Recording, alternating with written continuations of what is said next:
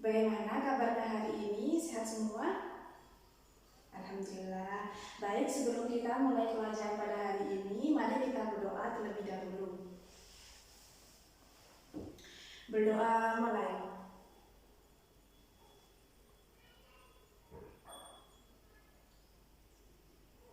Selesai. Di kelas ini hadir semua apa tidak? Arum hadir?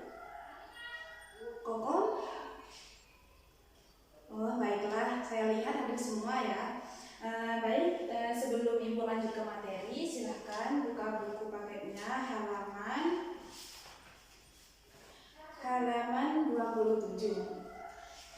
Tapi sebelum itu, apa kalian masih ingat materi yang Ibu jelaskan minggu kemarin? Ya, tentang pengangguran. Mungkin ada yang masih ingat apa itu pengangguran?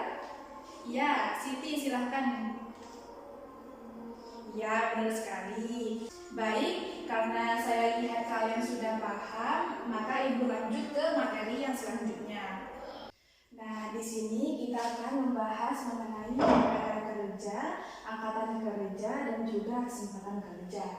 Tapi sebelum saya menjelaskan apa itu tenaga kerja, angkatan kerja, kesempatan kerja, saya akan mau bertanya nih pada kalian, apa sebelumnya kalian pernah mendengar apa itu tenaga kerja?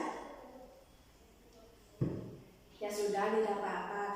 Ibu akan menjelaskan apa itu tenaga kerja. Tenaga kerja adalah segala hal yang berhubungan dengan tenaga kerja pada waktu sebelum, selama, dan sudah masa kerja. Jadi, tenaga kerja di sini yaitu setiap orang yang melakukan pekerjaan guna untuk menghasilkan barang atau jasa untuk memenuhi kebutuhan sendiri maupun untuk masyarakat. Nah, sampai di sini apa kalian sudah paham apa itu tenaga kerja? Jika kalian sudah paham apa itu tenaga kerja, di sini Ibu akan menjelaskan tentang angkatan kerja. Angkatan kerja di sini yaitu adalah penduduk usia kerja yang bekerja atau mempunyai pekerjaan, namun sementara waktu tidak bekerja dan menganggur. Dan bekerja adalah segala sesuatu ekonomi yang dilakukan oleh seseorang untuk memperoleh pendapatan atau keuntungan. Dengan lama bekerja paling sedikit yaitu 1 jam secara terus-menerus dalam seminggu, termasuk pekerja keluarga tanpa upah yang membantu dalam suatu ekonomi. Apakah Anda yang tahu berapa itu usia kerja? Ya, Siti silahkan. Dina? Nah, yang benar itu dari usia 15 tahun sampai 64 tahun. Apa kalian sudah paham apa itu tenaga kerja, angkatan kerja, dan juga kesempatan kerja? Baik, jika kalian sudah paham, Ibu akan lanjut ke faktor-faktor yang mempengaruhi kesempatan bekerja. Di sini ada 10 faktor, Ibu akan sebutkan satu persatu secara rinci, yaitu yang pertama usia tenaga kerja, yang kedua tingkat pendidikan, pengetahuan, dan keterampilan, dan juga keahlian. Yang ketiga itu ada lapangan kerja yang tersedia atau permintaan dan kebutuhan tenaga kerja. Yang keempat jumlah angkatan kerja yang tersedia. Yang kelima besarnya permintaan total masyarakat. Yang keenam besarnya investasi yang dilakukan perseorangan dan badan usaha swasta. Sedangkan yang ketujuh yaitu kemampuan pemerintah dalam melaksanakan pembangunan. Yang kedelapan yaitu ekspor dan impor yang dilakukan.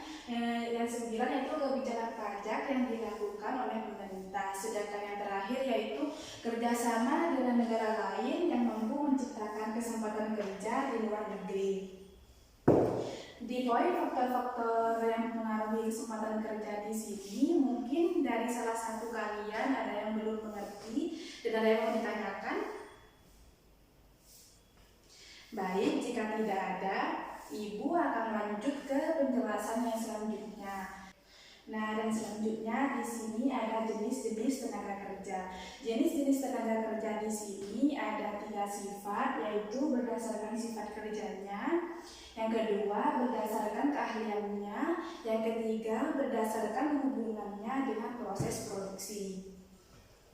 Nah, dan untuk yang pertama, Ibu akan menjelaskan berdasarkan sifat kerjanya terlebih dahulu, yaitu di sini ada 2 sifat, yaitu tenaga kerja jasmani dan tenaga kerja rohani. Tenaga kerja jasmani di sini yaitu tenaga kerja yang dalam kegiatannya lebih banyak mengandalkan tenaga fisik dalam melaksanakan proses produksi. Mungkin ada yang bisa memberi contoh dari tenaga kerja jasmani? Ya, Siti. Baik, dari jawaban Siti, lebih tepatnya yaitu pekerja bangunan, sopir angkutan umum, dan penyapu jalanan. Dan selanjutnya di sini ada tenaga kerja rohani. Tenaga kerja rohani yaitu dalam kegiatan kerjanya lebih banyak menggunakan proses pemikiran, gagasan maupun ide yang bersifat produktif dalam proses produksi. Mungkin dari tadi yang belum jawab bisa memberikan contoh dari tenaga kerja rohani.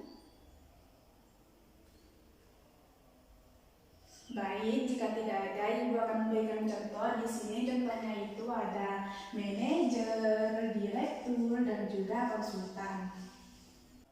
Sedangkan tenaga kerja keahliannya yaitu ada tenaga kerja terdidik, tenaga kerja terlatih, dan juga tenaga kerja tidak terdidik dan tidak terlatih.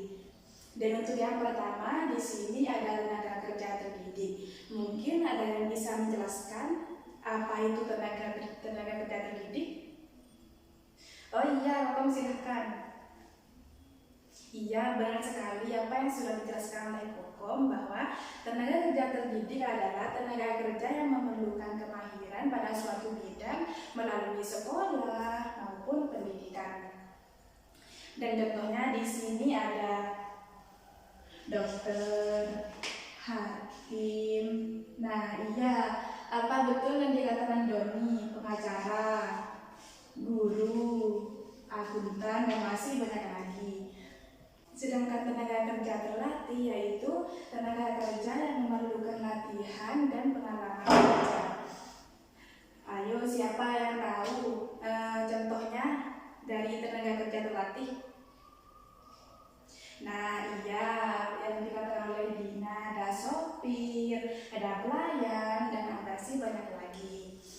Penjahit dan pelukis itu sudah termasuk ya. Sedangkan yang terakhir yaitu ada tenaga kerja terdidik dan tidak terlatih. Tenaga kerja tidak terdidik dan tidak terlatih di sini yaitu tenaga kerja yang tidak memerlukan pendidikan dan latihan sebelumnya, hanya mengandalkan tenaga saja. Misalnya di sini ada pesuruh, kuli bangunan, dan masih banyak lagi. Nah, berdasarkan hubungan produksi, tenaga kerja dibedakan menjadi 2, yaitu tenaga kerja langsung dan tenaga kerja tidak langsung. Tenaga kerja langsung di sini yaitu tenaga kerja yang di pabrik secara langsung terlibat pada proses produksi dan biayanya dikaitkan pada biaya produksi atau pada barang yang dihasilkan. Contohnya di sini yaitu karyawan bagian produksi. Sedangkan yang kedua adalah tenaga kerja tidak langsung. Tenaga kerja tidak langsung di sini yaitu tenaga kerja yang di pabrik tidak terlibat secara langsung pada proses produksi yang biasanya dikaitkan pada biaya operasional pabrik. Mungkin ada yang tahu contohnya dari tenaga kerja tidak langsung? Oh iya, Nurul, silahkan. Gila? Nah, jawaban dari masing-masing kalian sudah benar, tapi lebih tepatnya yaitu tenaga kerja bagian penjualan, marketing, dan juga periklanan. Materi selanjutnya ada masalah ketenaga kerjaan. Di Indonesia memiliki memiliki sumber daya alam dan sumber daya manusia yang melimpah.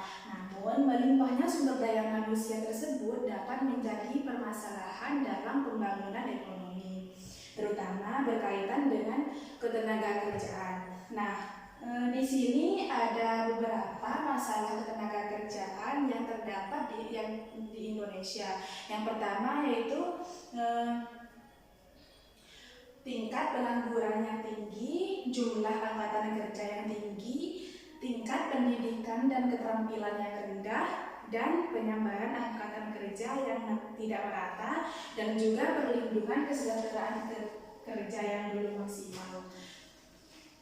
Nah, di sini itu pemerintah itu berperan dalam mengantisipasi dan mengatasi masalah tenaga kerjaan, antara lain yaitu menyusun dan mengawasi pelaksanaan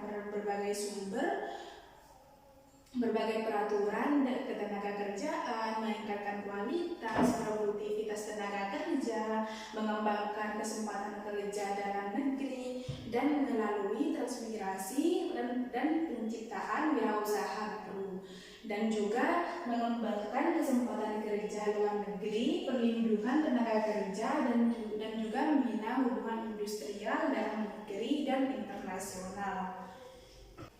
Apa kalian sudah paham mengenai yang Ibu sudah jelaskan barusan? Baik, jika kalian sudah paham, Ibu akan lanjut ke upaya meningkatkan kualitas tenaga kerja. Nah, tidak bisa dipungkiri bahwa kecenderungan dunia usaha saat ini adalah menerima tenaga kerja yang siap pakai dan memiliki nilai lebih, yaitu berupa tingkat pendidikan dan keterampilan tertentu.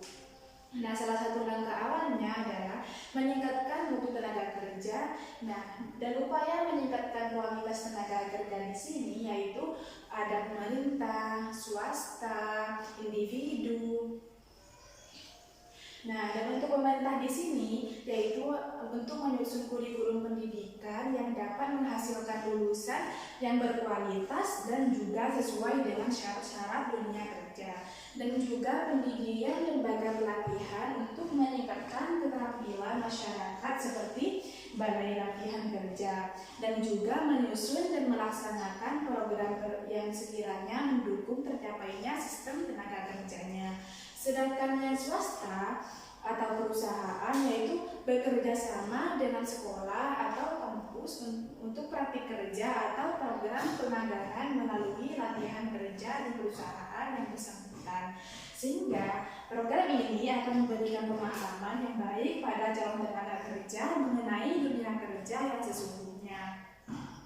Sedangkan yang individu yaitu membekali diri dengan berbagai hal yang dikehendaki oleh perusahaan seperti keterampilan komputer, bahasa Inggris, dan juga meningkatkan pendidikan masyarakat melalui pendidikan formal, kursus-kursus kejuruan, dan juga lain-lainnya, dan juga menanamkan jiwa kewirausahaan. Baik, mungkin Ibu itu saja yang bisa Ibu jelaskan. Mungkin dari materi yang Ibu jelaskan dan tadi dari tenaga kerjaan hingga upaya meningkatkan kualitas tenaga kerja, ada yang belum paham dan mau bertanya? Silakan.